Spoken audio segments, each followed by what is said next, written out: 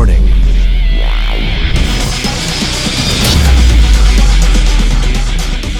Hey, what's up everybody, it's YellowMotion here, and I'm excited to welcome you all to a brand new episode of Let's Talk Tekken. In this episode, I'll be diving deep into the story character bios for Tekken 8. I'll be focusing on Jin, Kazuya, Jun, and Lars.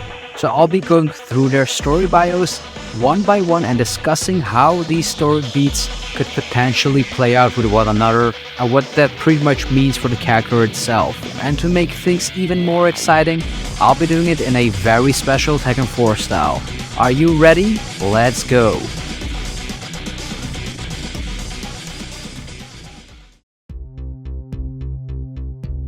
Lars Alexandersson. Lars Alexandersson is Heihachi Mishima's illegitimate son and the leader of the rebel army fighting against G Corporation.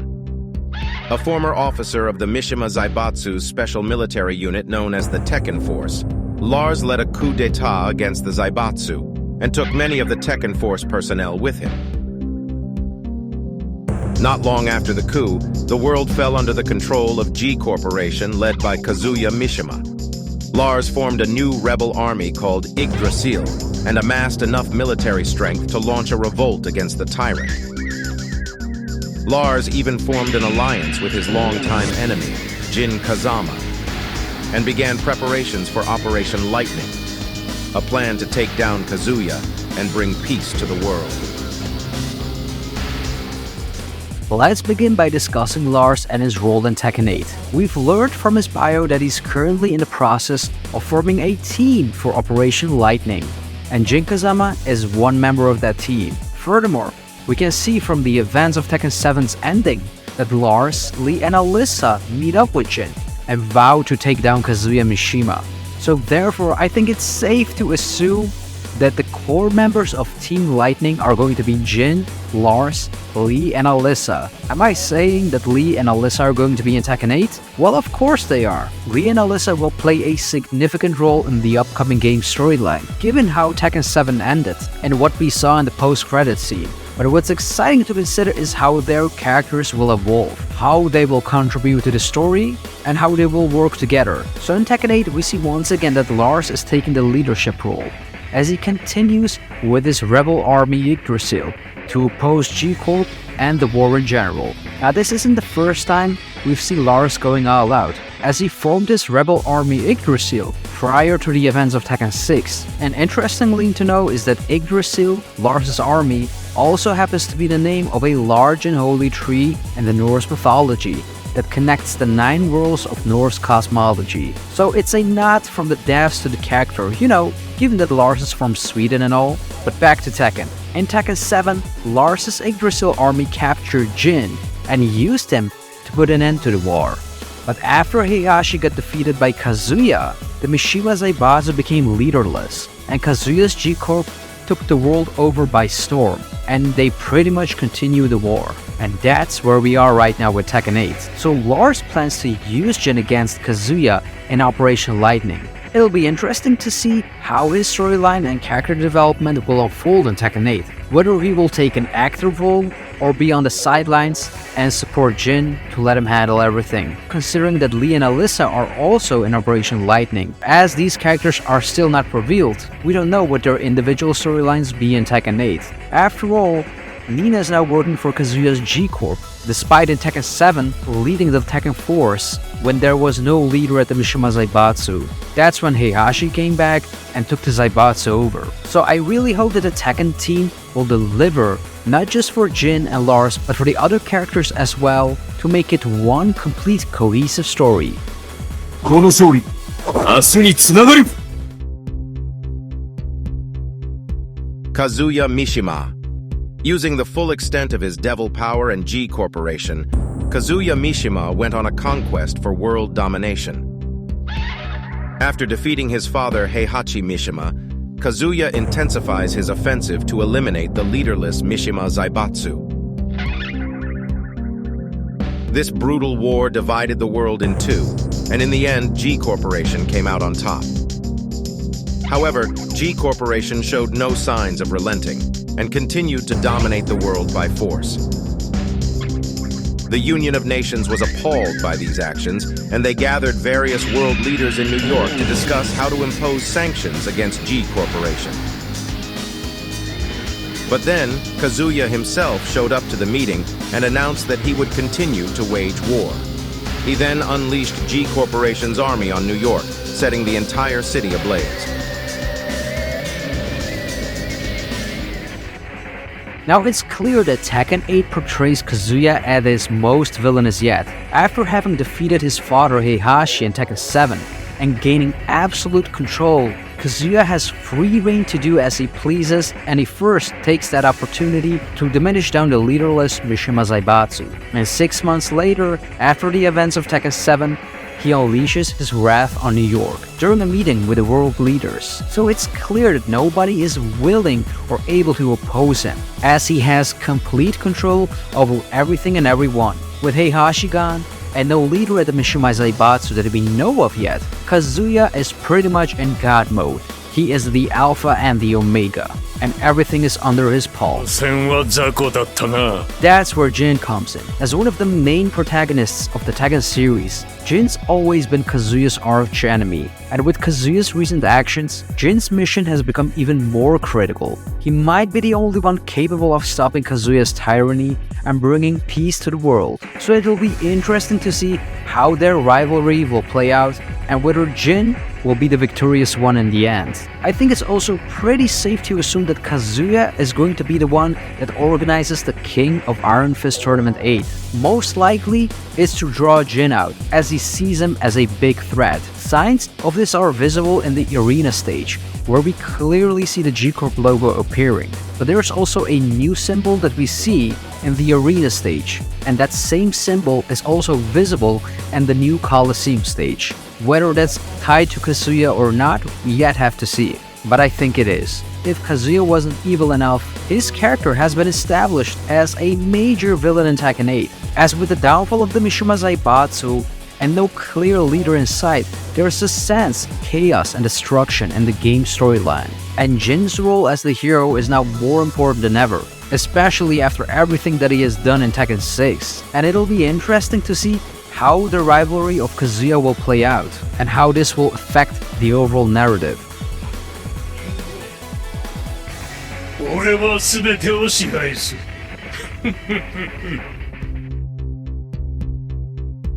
Jin Kazama. Despising the cursed blood that ran through his veins, Jin Kazama sought to bring an end to the devil bloodline. He joined forces with Lars Alexandersson, and together they prepared to commence Operation Lightning, a plan to eliminate the other bearer of the devil gene, Kazuya Mishima. Jin had once plunged the world into chaos in order to resurrect Azazel, the devil gene's progenitor. His plan was to permanently extinguish the devil gene by defeating Azazel once and for all, even if it cost him his own life. While Jin managed to defeat Azazel, he lost consciousness and fell into a deep sleep. During his absence, G Corporation, led by Kazuya, took over the world by force. Several months later, Jin finally regained consciousness. His deadly struggle with Azazel had taught him how to control his inner devil power. Jin swore to end Kazuya's reign of terror in order to atone for the war and destruction he had caused. Now let's talk about Jin Kazama. First of all, it's great to see him back in Tekken after being absent since Tekken 6. And while he technically appeared in Tekken 7, he wasn't really there, as he spent the whole time sleeping, and there was no real Jin storyline or plot to begin with. So you can imagine that fans like myself have been eagerly awaiting a continuation of Jin's story since Tekken 6, and even if his portrayal in Tekken 6 wasn't that entirely satisfying, needless to say, I'm pretty sure I'm saying this to all of the Jin fans, that it was a huge letdown that he was mostly absent from Tekken 7. But I get it, it was about Heihachi and Kazuya settling the score, so I get it. But now we're in Tekken 8, and it seems that Jin's time to shine has finally come, guys. He's back in the spotlight again, and I can imagine that fans are excited to see what is in store for this character. As one of the most intriguing things about Jin's storyline in Tekken 8 is that he is determined to get rid of the devil gene, especially now that he has full control over it. Now this is a major turning point for the character, as the devil gene has been a defining trait of the Mishima bloodline ever since the earliest days of the series. But Jin's ready for some business, and that's why I'm hoping that in Tekken 8, we will finally get that Jin vs Kazuya epic battle ever since they are teasing that shit in Tekken 6. Yeah, that's right guys. Do you remember Tekken 6? Jin vs Kazuya. It's finally about to happen. Only to find out that Jin and Kazuya aren't even fighting with each other, let alone they never met in the game. So it was a huge letdown, and I felt betrayed because of the marketing of those several years waiting for Tekken 6 to come out, as the father and son dynamic has been a long overdue theme in Tekken. So that's why I'm hoping that with Tekken 8, they will finally give us the epic battle that we've been waiting for. As we've seen glimpses into the story clips of Tekken 8, that the clash between Jin and Kazuya will indeed happen, as the anticipation and hype is real, and I cannot wait to see what is in store for these characters. Now with Jin being a major player in the game storyline, I'm eagerly anticipating what his next chapter will be. What gets me even more excited is the comeback of Jun, as Jun's official return in Tekken 8. 争いはなぜなくならないのでしょう。 Jun Kazama. The mother of Jin, Jun Kazama, is a practitioner of the Kazama-style traditional martial arts. Jun displayed a propensity in communicating with animals from a very young age. She went on to become a wildlife surveillance officer for a conservation group where she pursued Kazuya Mishima, who was suspected of smuggling protected animals. The two met and became close at the second The King of Iron Fist tournament. Soon after, Jun became pregnant with Jin. Jun went on to raise Jin in the same place where she was born, in the remote mountains of Yakushima.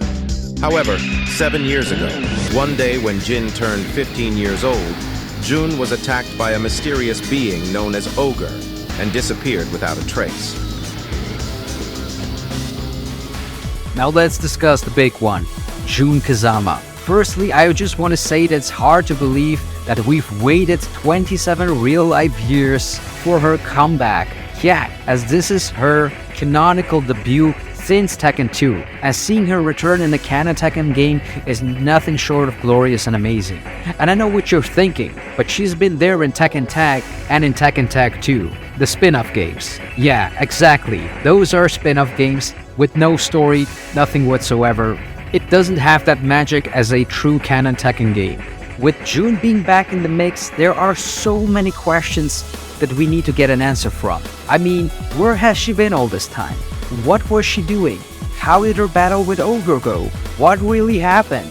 Why did she decide to show up now? And I really hope that Tekken 8 will give answers to some if not most of these questions. And of course, we can't forget about the reunions, because these are major things that are going to happen in the storyline. The reunion between Jin and Jun will undoubtedly be a pivotal moment in the game's story, if not the Tekken series as a whole. How will they both react all this time? It's the first time that Jin will see her mother ever since that battle with Ogre. Knowing that his mother was dead and now seeing her alive, Jin must have tons of questions to her. How will he react? These are significant things that need to happen in the game.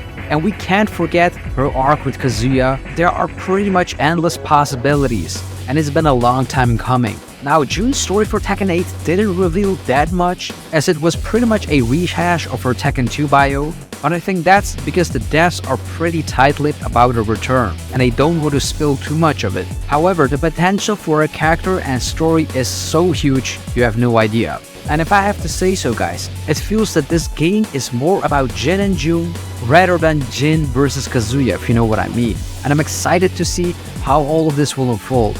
With Jun's story and the reunions of the other characters, there are so many possibilities and outcomes to explore in Tekken 8, and I really hope that the devs can deliver on them to give a compelling story and a satisfying character development. You see guys, one of my biggest fears with the story of Tekken 8 is that I cannot expect too much of it.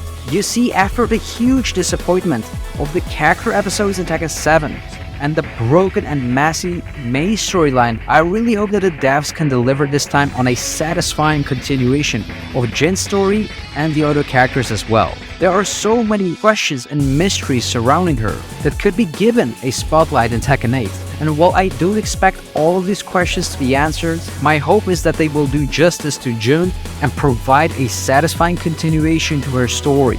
And by that, shedding a light on her mysterious past and uncover some, if not most of the answers, after waiting for 27 years for her official return. Also, on a side note, I just want to make it clear that Jun Kazama is alive. I don't think that Jin's having visions or anything like that. She won't be treated like Kazumi, being a ghost or anything like that, as that would make zero sense. Her portrayal in Tekken 8 cannot that be of a ghost, vision, dream, flashback, whatever. Harada himself has confirmed she is alive, she's never been dead, she's just been missing. He's been saying that for the past 27 years, but there are still people that were thinking like Ogre was holding her head. Think about it, if she were dead, it would make zero sense. But her being alive makes it even more exciting, and it raises tons of questions about where she has been all this time, what happened, you know what I'm saying? So yeah guys, think about that. この力は大事な人を守るために So there we have it folks, thanks for watching and I hope you enjoyed this breakdown and deep dive of the story bios for Jun, Jin, Kazuya, and Lars in Tekken 8. But now it's your turn guys, what do you think of these characters and their journeys? Do you have any theories about what might happen in Tekken 8? Will we finally get answers to some of our burning questions about Jun's disappearance and how her battle with Ogre really went down? Will Jin defeat Kazuya? Will he kill him as he promised in the ending of Tekken 7? And will he get rid of the Devil Gene? Share your thoughts and predictions in the comments below, as I'd love to hear your take on it all. As we all eagerly await the release of Tekken 8, let's keep the conversations and hype going and speculate on what's to come. And as always guys, for more Tekken 8 news and updates, be sure to follow me on my social media pages at YellowMotion. So once again guys, thanks for watching and I see you guys in the next one. Peace!